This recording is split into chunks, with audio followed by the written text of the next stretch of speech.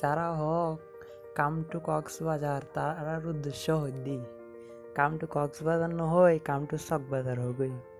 কারণ কক্সবাজারত মানে চকবাজার আরো বহুত বালা বন্ধুর লাই বলে গার্লফ্রেন্ড টুয়াই দি এখন তো কক্সবাজার নগার আবার নিজের শহর জন পড়ব চকবাজার বন্ধুর লাইনে লাইনে থারাইম।